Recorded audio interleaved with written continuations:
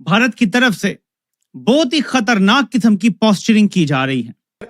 भारत से इस वक्त तशवीशनाक खबरें मौसूल हो रही हैं। भारत के अंतरिक्ष अभियान में एक और ऐतिहासिक उपलब्धि हासिल कर ली गई। नाजरीन, बहुत ही भयानक सूरत हाल बनती चली जा रही है। बात करने जा रहे हैं भारत के उस कामयाबी के बारे में जिसने भारत के दुश्मनों को हैरान परेशान कर दिया है। बहरहाल अफसोसनाक ये वाकया पेश आया, इसकी मजीद तफसीलात भी अब सामने आ रही हैं जो कि और भी ज्यादा दिल को दहला रही हैं और ज्यादा परेशान कर देने वाली हैं। टेक्नोलॉजी तैयार करने पर मजबूर किया जो न सिर्फ उनकी सरहदों की हिफाजत करे बल्कि दुश्मन के अजाइम को भी रोकने की ताकत रखे।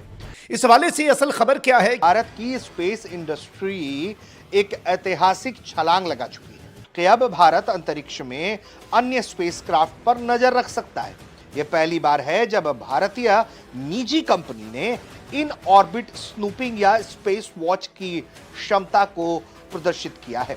आपके ख्याल में ये अब अपने आप को as a technological supreme power जो है वो प्रेजेंट कर रही हैं, इसका क्या इफेक्ट होगा on the entire region? And secondly, इसके अंदर जो एंगल है वेस्ट का, नेमली अमेरिका का, वो इसको कैसे परसीव करेंगे? इस तकनीक से भविष्य में दुश्मन के सैटेलाइट्स हों या फिर उनके मिसाइल्स हों, इसकी जासूसी संभव है, निगरानी संभव है, जो भारत की स्पेस एसेट्स की सुरक्षा के लिए क्रांतिकारी साबित हो सकता है।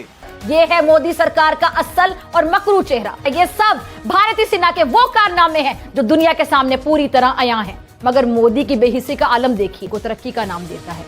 देखें जी, ये बड़ी इंपॉर्टेंट डेवलपमेंट हुई है। वो टेक्नोलॉजी का सही इस्तेमाल था।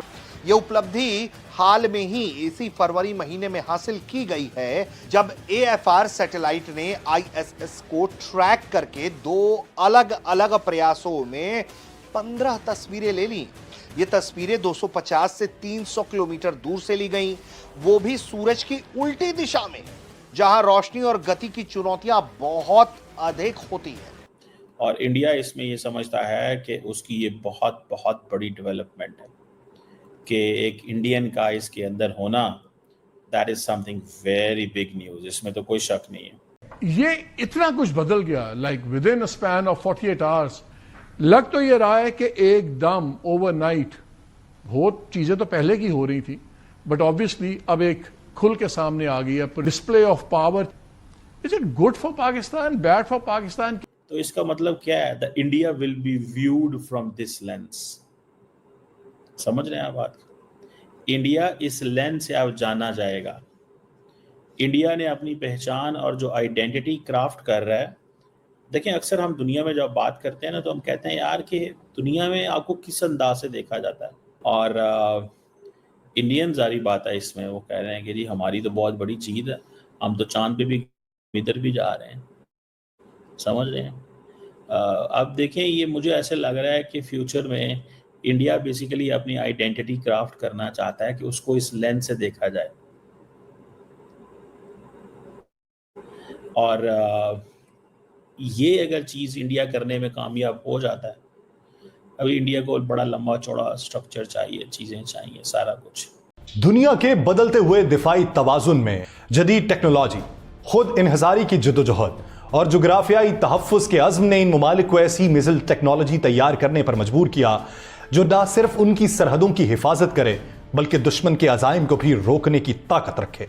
जब आप इन ताकतवर हथियारों की कहानी सुनते हैं तो आपको हैरत होगी कि ये कैसे फ़ज़ा में बर्क रफ्तारी से सफ़र करते हैं, ज़मीन को हिला देने वाली ताकत रखते हैं और इंतहाई दुरुस्तगी के साथ अपने अहदाफ को निशाना बनाते हैं। ये कहानी है उन मिसाइल निज़ामों की जो समंदर की गहराइयों, ज़मीन की मजबूती और खला की वसतों को अबूर करते हुए अपने हदफ तक पहुंचते हैं। ये सिर्फ हथियारों की दौड़ नहीं है बल्कि बका की एक जुस्तजू है जो ताकत, हिकमत और जदीद साइंस के इम्तजाज का एक शाहकार बन चुकी है। कि चौधरी फवाद साहब ने उठाया, हिलाल साहब मैं आपका भी इस पे कमेंट लेना चाहूँगी। वो कहते हैं टाइम बॉम्ब है जो हमने यहाँ पर माशरे में छोड़ दिए हैं और इनको डिफ्यूज़ करना बड़ा ज़रूरी है। किसकी तरफ इशारा है? क्या वाकई हमारे यहाँ जत्थे इतने मजबूत हो गए हैं कि रियासत से टक्कर लेते हैं और इसी वजह से अब हम देख रहे हैं कि हमारी रियासत के इदारे पीछे खड़े हैं?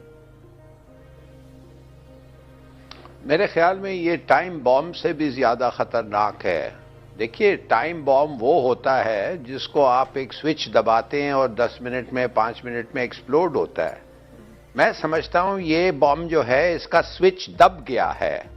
अब हमें ये नहीं पता है कि कितना देर टाइम सेट कितने देर पे हुआ है, 5 मिनट है या 5 घंटे हैं, मगर वो स्विच दबा दिया है जो भी है, जो दहशतगर्दी होगा जो एक्सप्लोड करना चाहता है। देखिए, आपने देखा होगा कि एक लड़का आके तकरीर करता था, उसकी इंटरव्यू भी आई है उस वक्त, और आप देखें ये कितने वेल ऑर्गेनाइज थे, इनके नारे एक थे। ये कोई छोटी बात नहीं है, ये डिसऑर्गेनाइज्ड इमोशनल ये नहीं है, ये ऐसा लग रहा था कि टोटली प्लान्ड है। उनको पता था कि नारे कब लगाने, और उसने एक हदीस को भी कोट किया कि सर कलम करना चाहिए बदन से। तो देखिए, ये सब चीजें इनको सिखाया गया है। ये नहीं है कि वो जाके लाइब्रेरी में खुद पढ़े हैं, इनको ये चीज सिखाया गया है। कौन सिखाया है, कब सीखे हैं, पता तो करें। और ये है टाइम बॉम्ब। और जैसे मैंने कहा, इट्स टू लेट। हमारी कसूर है, हमारा कसूर है। हमारे बच्चे जो हैं इनके उम्र पे हम इनको प्राइवेट स्कूल्स में भेजते रहे, हम इन पे पैसे खर्चते रहे, हमें इनको परवाह नहीं था कि हमारे जो गरीब हैं वो किधर स्कूल जाते हैं और वो क्या पढ़ते हैं। हमने सोचा कि भाई ये ऐसे ही रहेंगे हर वक्त। नमस्कार दोस्तों, जय हिंद। दोस्तों, भारत अब स्पेस में भी आगे बढ़ चुका है। जी हाँ दोस्तों, भारत में अब भारत की निजी कंपनियां भी इसमें साथ दे रही है। जहां पर आपको एक खबर मिली कि किस तरह से एक कंपनी ने भारत के लिए कुछ बड़ा करके दिखाया है, और इसी तरह भारत में भी अब आ रहे हैं बड़े बड़े कंपनियां जो भारत के हित और रक्षा के लिए काम कर रहे हैं। जी हाँ दोस्तों, भारत अब उन 4 चुनिंदा देशों में शामिल हो गया जिसके पास स्पाई सैटेलाइट है, जो दुश्मनों की सैटेलाइट पर नजर रखती है और उसको पल पल मॉनिटर करती है और समय आने पर उसे ध्वस्त भी कर सकती है। दोस्तों, जैसे ही ये खबर सामने आई, पाकिस्तानी मीडिया में हड़कंप मच गया। वहीं दोस्तों, दूसरी तरफ पाकिस्तान खुद अपने ही बनाए हुए एटम बम के तले दबा जा रहा है, क्योंकि वहां पर जिस तरह जिहादियों ने उन्हीं के अब मस्जिदों में हमले करना शुरू कर दिया है, वहां पर दिन रात एक ही डिबेट हो रहा है। दोस्तों, वीडियो पसंद आए तो वीडियो को लाइक करें, शेयर करें और चैनल को सब्सक्राइब करें। मगर अब ये दे आर ए डेंजर। अब पता चल गया है कि इनके बड़ा जरूरी था कि हम इनको फॉलो करें और देखें इनकी क्या ट्रेनिंग है। अब आपको हम भुगत रहे हैं और भुगतना पड़ेगा। Yes, I am sorry.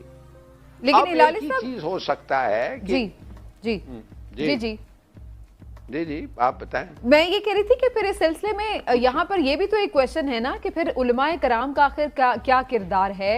सबको इस मामले पर एक यकजा होकर एक मुत्तफिका तौर पर स्टेटमेंट देना चाहिए, एक नैरेटिव कौम का बिल्ड करना चाहिए। लेकिन आज भी हम देख रहे हैं कुछ उलमा की तरफ से बिल्कुल कंडेम भी किया गया इसको, लेकिन कुछ जानिब से बिल्कुल खामोशी भी है।